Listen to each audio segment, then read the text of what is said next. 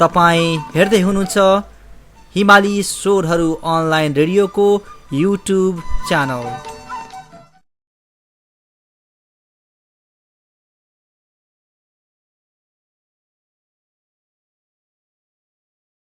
The street, they were massive, like hundreds of them going around.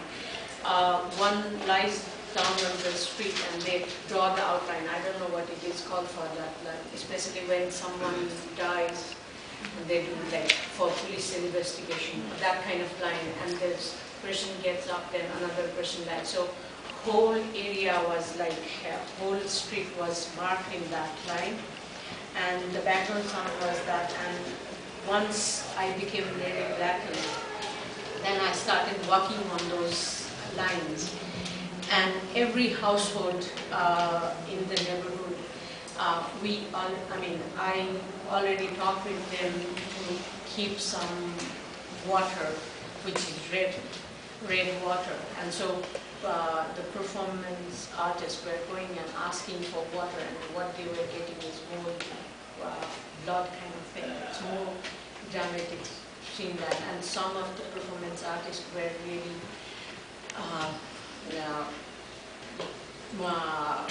going through that really pain.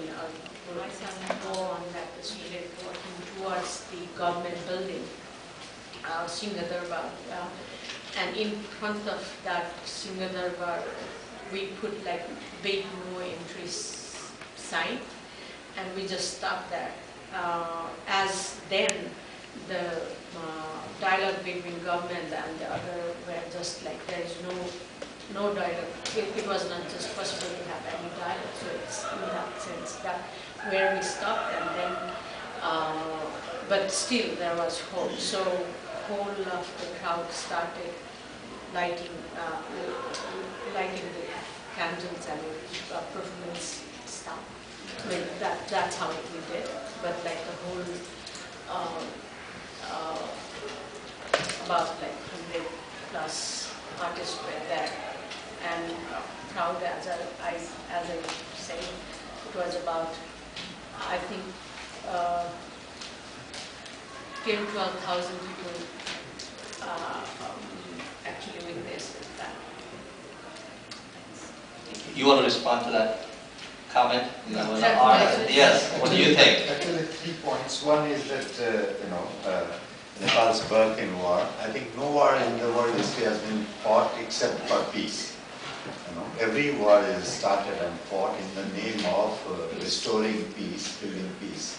And Nepal's history of that time is not very much at variance with societies at a similar stage of development in other parts of the world. So we don't have to be apologetic about what our ancestors did or did not do. It's a part of history, and we have to learn from it and cope with its legacies. The second question about do people have alternatives to the kind of capitalism that the United States is going through, or a large section of the Western world? Yeah, I think that's the most complex question of our time, because most of these ideologies were manufactured in some kind of a political context of post-Enlightenment Europe. So either we have multinational capitalism or we have state capitalism, two sides of the same coin, same difference, So are there alternatives? Are alternatives possible? Is it possible to have some kind of an economy which is survival economics, which is friendly for the environment, less violent?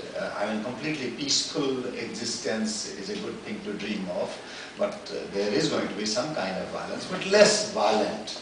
I don't think we have any alternatives, ready-made manuals what I see, anticipate and expect to work for is help in the evolution of some of those alternatives in years and decades to come. No ready-made answers. About art and tranquilizer and media as a steroid, I think only two rejoinders. One is, there is no media today. It's a collection of advertisements, some directly paid for, others indirectly paid by the capital. So what you have in media now is actually a collection of advertisements. So when you have advertisements, naturally it has an intention, so it is some form of intoxicant. With art, some independence is there because it's not institutionalized, it has still some form of independence. The moment that independence is there, the tendency is more to create a feeling of endurance. And actually the line I quoted was not mine. A very famous Hindi poet, Veer Sahai, used it in his acceptance speech of Sahitya Academy Awards when he was conferred upon the highest literary award of India. He said that in Hindi, "Jahan bahut kala hogi, wahan parivartan nahi hoga." Where there will be too much art, there will be little change. And that was very true of Indian situation in the 60s and 70s, where art scene was very vibrant, with some of the best artists and literateurs and poets and novelists working in India, but so little happening in the political field, which drove many youths away from art and into direct political activism. Again, the same difference, art and media more or less becoming similar. So the use of this idea of press as freedom of the guardians of freedom of expression, that could perhaps be, because in the press good news is no news, and if good news is no news, then it cannot be a tranquilizer, then it has to be a agent of agitation. So when I still people feel were that doing, still in Nepal as well, art, you always, as I was saying before, like, stay away from politics. Art is more beauty, balance, and in aesthetic level. And if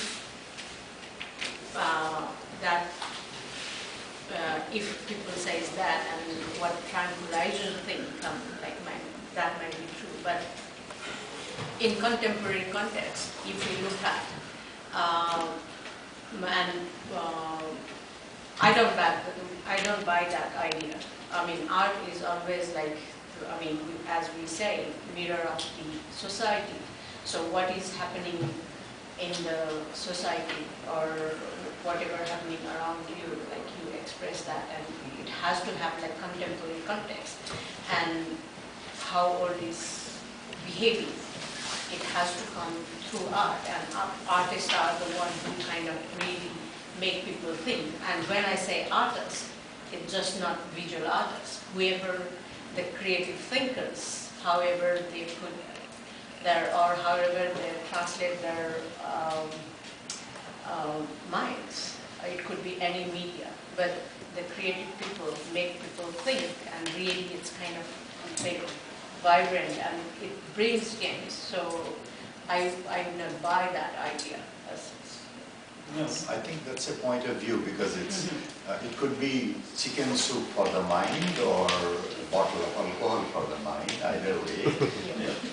I don't know. Okay. No clear-cut answers. Okay, last take. Yeah, one question here, then you, sir. This is for Mr. Lal. I'm fascinated by one thing, that Nepalese are more politically conscious than people in other underdeveloped countries. And I don't know what explains that, because there's a tendency to think that, in a sense, in the foothills of the Himalayas, cut off from the action centers of the world, there's a tendency to think that they are apolitical. But that's not the case. But my question is this: you succinctly put the geographical situation of Nepal, sandwiched between a dragon and an elephant. To translate in political terms, sandwiched between Gandhism and Maoism. Gandhism is dead in India. Maoism is dead in China. If there is any Maoism alive, I see more Maoism in India than in China. That will be the case as long as Western educated intellectuals romanticize Maoism. So there is no escape from that. They are the people who provide that incentive. Now, Nepalese had a choice to choose, choice between the two. How is that they chose Maoism, which is dead in the land of its birth, as opposed to Gandhism? I'm curious, the federal census starts in about a month. How is that being talked about within the country? In some ways, it's the most progressive census the world has ever seen, and I'm wondering how politically charged it is. Good question. Yes. Yeah, hi. For CK Law, I'm wondering if you could talk, I mean, this is sort of a big question, but about the army and the formation of this other army, the Sasastra Bhai, and its relationship to the political tensions going on in Nepal. And for Ashmita, I'm wondering if I'm struck with the agreement of everybody to allow this performance to go on. And I'm wondering if you think that had something to do with the fact that people felt that art was not political. Because so much of what it seems you were doing was also, responding to all of the processions and to the political conflict. Why did they allow you to do this? Either as a critique or a propagation of national imagining? And secondly, given sort of the hegemonic status of the Bombay film industry, does that have any impact on Nepali national imagining, arts and culture?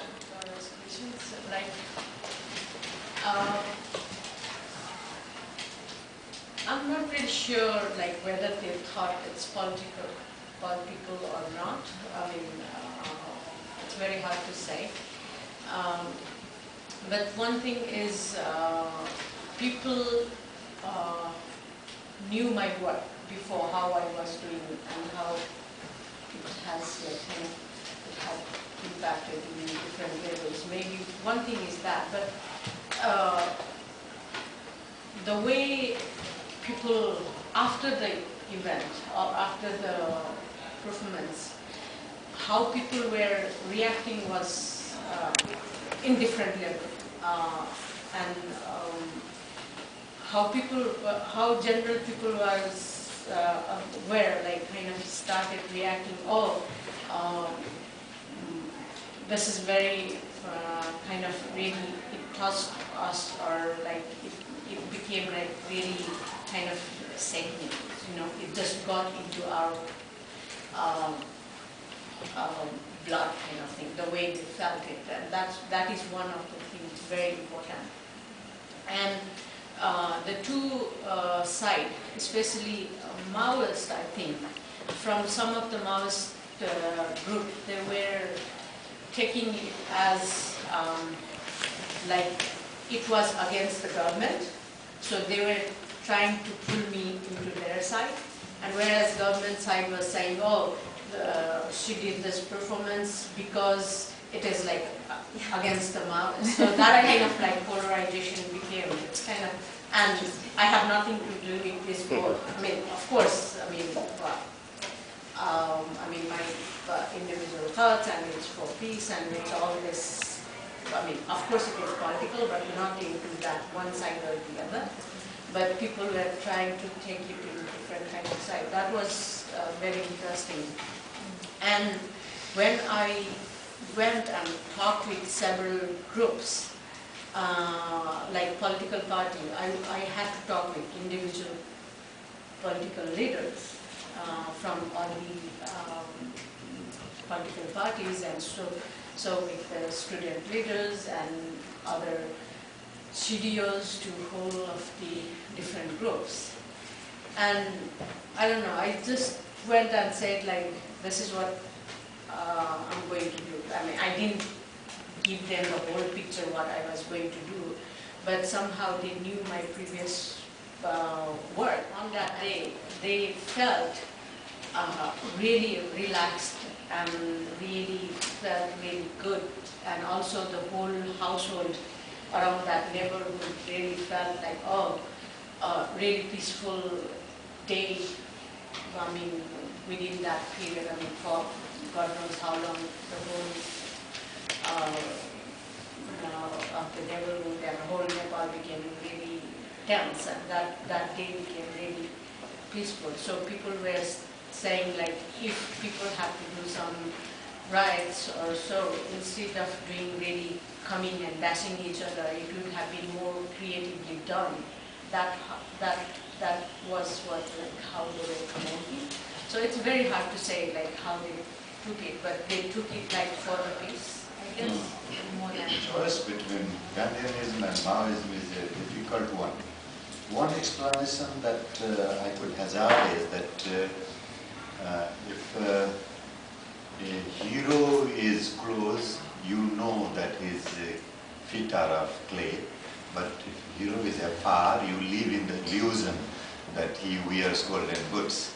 So we knew the failures of Gandhism in India too closely to be associated with it, whereas the glorious revolution of Mao looked too glorious from afar beyond the Himalayas.